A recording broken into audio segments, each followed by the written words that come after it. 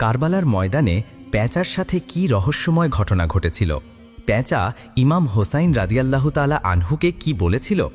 কেন এই পাখিটি সর্বদা বিরান প্রান্তরে বাস করে? কেন এটি সবসময় উদাস ও দুঃখী থাকে? আপনি যখন এর পেছনের ইতিহাস জানবেন তখন আপনি হয়তো স্তব্ধ হয়ে যাবেন। একবার এক ব্যক্তি ইমাম জাফর সাদিক রহিমাহুল্লাহ এর দরবারে গিয়ে জিজ্ঞেস করলেন, হুজুর, পেঁচা কেন সবসময় বিরান জায়গা খোঁজে? কেন সে এত উদাস ও দুঃখী? ইমাম জাফর সাদিক রহিমাহুল্লাহ একটু চুপ করে থেকে বললেন, হে আগন্তুক, আজ তুমি যে পাখিটিকে এমন দেখে অভ্যস্ত হয়েছ সে সবসময় এমন ছিল না। পেঁচা একসময় মানুষের মাঝেই থাকত, সুখে শান্তিতে বাঁচত, কিন্তু তার জীবনে এমন এক ঘটনা ঘটে যায় যেটা তার সমস্ত কিছু পাল্টে দেয়। লোকটি প্রশ্ন করল, হুজুর, কি সেই ঘটনা? ইমাম জাফর রহিমাহুল্লাহ বললেন, এই পেঁচাটি রাসূলুল্লাহ সাল্লাল্লাহু আলাইহি ওয়াসাল্লামের বংশধরদের ভালোবাসত। একসময় সে নির্জনে থাকত না, কিন্তু কারবালার হৃদয় বেদারক ঘটনার পর থেকেই সে নিঃসঙ্গ হয়ে পড়ে। যখন পেঁচাটি জানতে পারে ইমাম হোসাইন রাদিয়াল্লাহু আনহু তার পরিবার ও সাহাবীদের নিয়ে কারবালার ময়দানে অবস্থান করছেন, তখন সে ৯ মুহররম রাতেই কারবালায় এসে পৌঁছায়।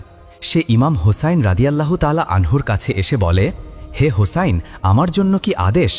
ইমাম হোসাইন রাদিয়াল্লাহু তাআলা আনহু বললেন, হে পাখি, তুমি এখান থেকে চলে যাও, কারণ আগামীকাল এমন এক মুসিবত ঘটবে যা তুমি দেখে সহ্য করতে পারবে না। কিন্তু পেঁচাটি কাঁদতে কাঁদতে বলল, হে হোসাইন, আমি এখান থেকে থিরে যাব না। পীড়াপিড়ি করতে থাকলে ইমাম হোসাইন রাদিয়াল্লাহু তাআলা আনহু তাকে সেখানে থাকার অনুমতি দেন। তারপর যা ঘটল, পেঁচাটি নিজ চোখে দেখল কারবালার সম্পূর্ণ যুদ্ধ। দেখল কিভাবে ইয়াজিদের বাহিনী নিষ্ঠুরভাবে ইমাম হোসাইন রাদিয়াল্লাহু তাআলা আনহু ও তার প্রিয় সাহাবীদের শহীদ করল। দেখল কিভাবে ইমামের পবিত্র মাথা মোবারক কেটে ফেলা হলো, এমনকি কিভাবে তার দেহ মোবারককে ঘোড়ার পায়ে পদদলিত করা হলো। এই ভয়াবহ দৃশ্য দেখে পেঁচার হৃদয় চূর্ণ হয়ে যায়। সে মানুষের ওপর থেকে বিশ্বাস হারিয়ে ফেলে, তার অন্তরে মানুষের জন্য বিদ্বেষ জন্ম নেয়। তখন থেকে সে আর মানুষের লোকালয়ে থাকতে চায় না। সে বেছে নেয় নিঃসঙ্গতা, এমন সব প্রান্তর যেখানে মানুষের ছায়াও তার ওপর না পড়ে। সেই থেকেই এই পাখিটি হয়ে উঠেছে এক নীরব সাক্ষী কারবালার রক্তাক্ত ইতিহাসের। আজও অনেকে পেঁচাকে দেখে ভয় পায়। সে যদি বাড়ির আশেপাশে ডাকে, লোকজন ভাবে কোনো অশুভ কিছু আসছে।